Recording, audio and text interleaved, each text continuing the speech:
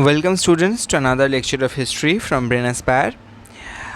आज हम देखेंगे कि रोमांटिसिज्म कैसे फैला। जब हम बोलते हैं रोमांटिसिज्म, पिछले क्लास में हम लोगों ने डिस्कस किया था कि रोमांटिसिज्म क्या है, कैसे है, कैसे उसको प्रोपागेट करने के लिए कोशिश किया गया था। आज हम देखेंगे कि उसमें एक बहुत ही इम्पॉर्टेंट रोल जिन्होंने प्ले किया था, जो थे हमारे ग्रिम ब्रदर्स। तो ग्रिम ब्रदर्स कौन थे? एक ग्रिम ब्रदर का नाम था Jacob Grimm. Okay, Jacob Grimm. और दूसरे का नाम था विल्हेम ग्रिम। तो इन दोनों ने बहुत कोशिश किया था to propagate and promote the idea of romanticism and nationalism. तो ये करने के लिए उन लोगों ने, वो दोनों ही जर्मनी में काम करते थे, तो दोनों ने जर्मन जो फोक टेल्स थे उनको रिवाइव किया। कैसे रिवाइव किया? उन लोगों ने फोक टेल्स को कंपाइल किया, प्रिंट किया, प्रमोट किया, ठीक है, ताकि सारे लोग डिफरेंट जगहों पे जर्मन फोक टेल्स पढ़ पाएँ और सभी लोगों के अंदर ये कॉमन जर्मन आइडेंटिटी डेवलप हो थ्रू फोक टेल्स। ठीक है, फिर से वही एक ही बात, कॉमन आइडेंटिटी। ग्रिम ब्रदर्स के बाद जो हमें देखना है कि लैंग्वेज एज ए रेजिस्टेंस। तो यहाँ पे एग्जैक्टली क्या हुआ था? पोलैंड और जर्मनी के बीच में एक बहुत ही बहुत सिमिलैरिटीज़ है, मगर पोलैंड और रशिया के बीच में और भी ज़्यादा सिमिलैरिटीज़ है। और पोलैंड और रशिया के बीच में थोड़ा प्रॉब्लम चल रहा था उस टाइम जियोपॉलिटिकल मतलब जो रशियन पावर था ना, वो पोलैंड को पूरा कब्जा करके बैठा था उस टाइम पे। तब उस टाइम पे पोलैंड एक इंडिपेंडेंट नेशन ही नहीं था, क्योंकि रशिया पूरा कंट्रोल करता था पोलैंड।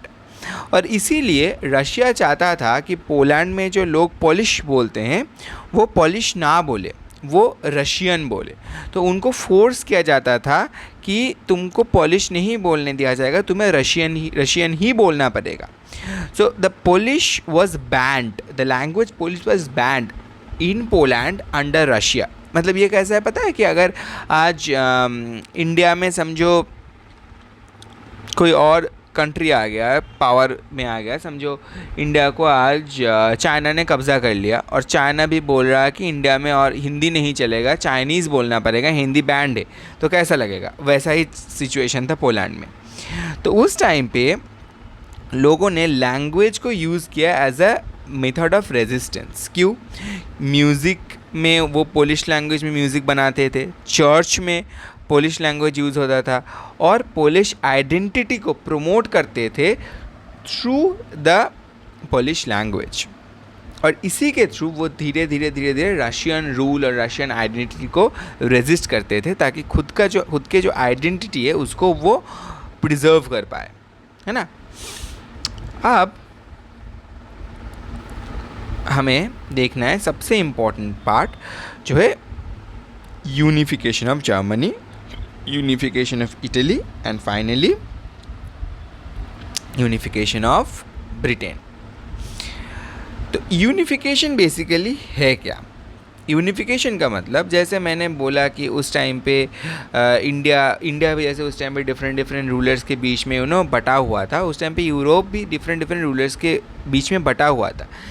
जर्मनी, आज हम जैसे देखते हैं जर्मनी एक देश है, उस टाइम पे जर्मनी वैसा एक देश नहीं था, डिफरेंट देश सेक्शन में वो बटा हुआ था, डिफरेंट रूलर्स के अंदर वो बटा हुआ था।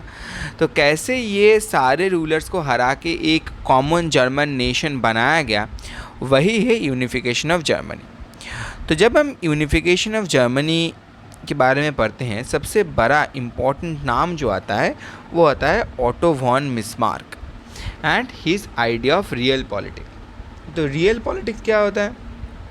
रियल पॉलिटिक्स मतलब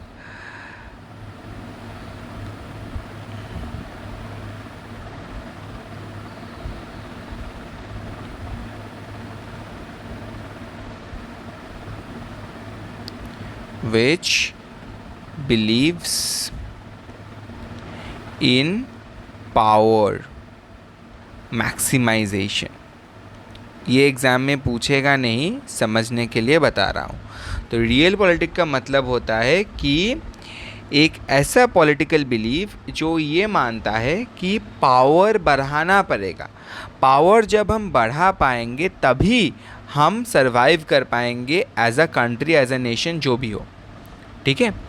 तो जर्मनी में हुआ क्या? जर्मनी में 18 रुको ये मैं उठा देता हूँ तो समझने में एक मिनट। हाँ, 1848 के बाद जर्मनी में नेशनलिज्म जब धीरे धीरे प्रमोट हो रहा था, उसी टाइम पे ऑटो वन बिस्मार्क नाम के एक व्यक्ति ने ये इनिशिएटिव लिया कि जर्मन को एक यूनिफाइड नेशन बनाना पड़ेगा। अब जर्मनी में जो भी लिबरल इनिशिएटिव था वो तो बहुत लोग सपोर्ट कर रहे थे, मगर पूरा जर्मनी को यूनिफाई करना कोई आसान काम नहीं था। तो ये काम शुरू किया प्रूशिया के chief minister Otto von Bismarck. तो ऑटो वन बिस्मार्क कौन थे? प्रूशिया के चीफ मिनिस्टर,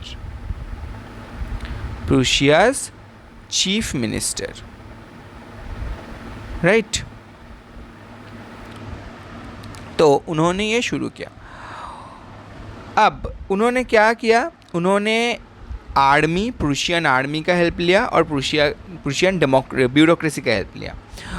टोटल 7 सालों में उन्होंने 3 वार्स लड़े थे। एक था डेनमार्क के खिलाफ, एक था ऑस्ट्रिया के खिलाफ, एक था फ्रांस के खिलाफ। और इन तीनों जगहों पे वार लड़ के उन्होंने टेरिटरीज ऑक्यूपाई किए थे जो एक्चुअली जर्मनी के ही खुद के टेरिटरीज थे, है ना। और फाइनली जब प्रूशिया जीत गए ये तीनों वार में, जनवरी 1871 में जर्मन एम्पायर फॉर्म हुआ। और जर्मन एम्पायर के जर्मन एम्परर डिक्लेयर किया गया। किन्हें किया गया? प्रूशियन किंग विलियम वन को। इन्हें जर्मन एम्पायर के जर्मन एम्परर डिक्लेयर किया गया और इसी के साथ जर्मन यूनिफिकेशन कंप्लीट हुआ। तो तुम लोगों के देखना बुक में लिखा हुआ है कि on the bitterly cold morning of 18 January 1871, an assembly comprising the princes of the German states, representatives of the army, important Prussian ministers, including the chief minister Otto von Bismarck, gathered in the unheated hall of mirrors in the palace of Versailles to proclaim the new German empire headed by Kaiser William I of Prussia। अब यहाँ पे important क्या है? 18 जनवरी, धीरे धीरे बार बार लिख रहा हूँ, ठीक है। 18 जनवरी 1871 में पूरा डेट इम्पॉर्टेंट है। और क्या इम्पॉर्टेंट है? कहाँ पे हुआ था? Hall of mirrors in the palace of Versailles. Hall of mirrors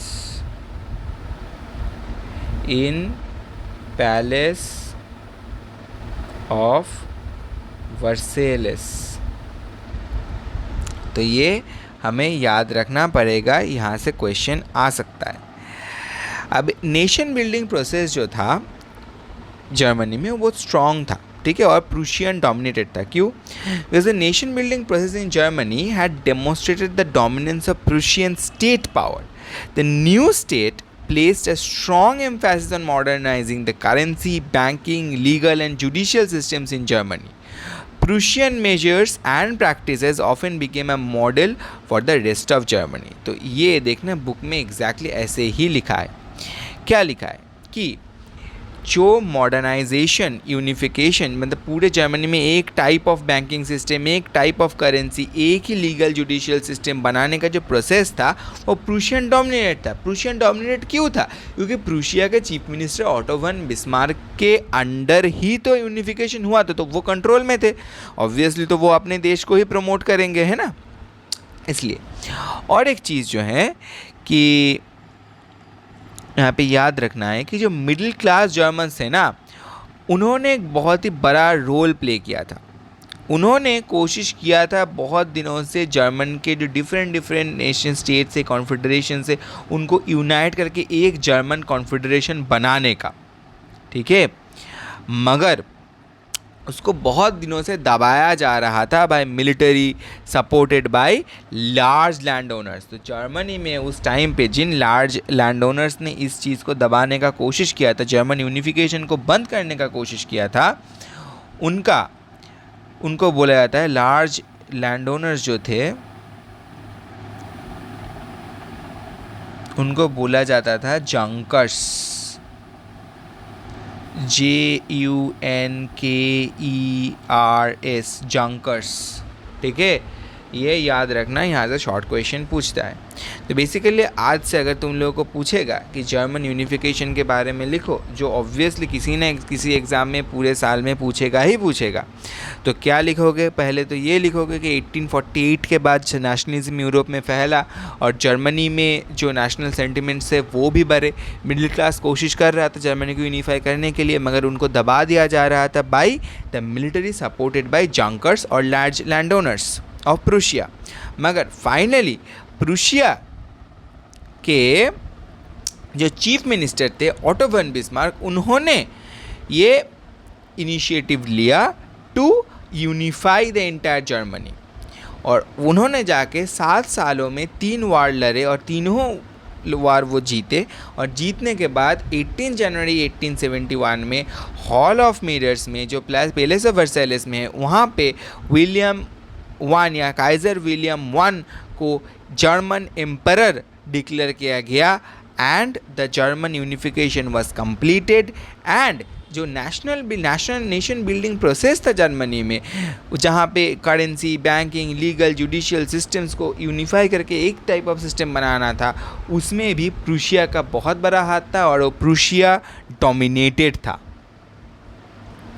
alright, I hope this is clear. There is no doubt because unification of Germany is very very important.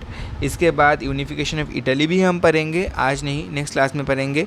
तो unification of Germany, unification of Italy और strange case of Britain and उसके बाद Balkan problem, ये चारों topic बहुत बढ़िया तरीके से प्रिपेयर करना फॉर 5 मार्क्स, क्योंकि एग्ज़ाम में बहुत बार आता है, ठीक है।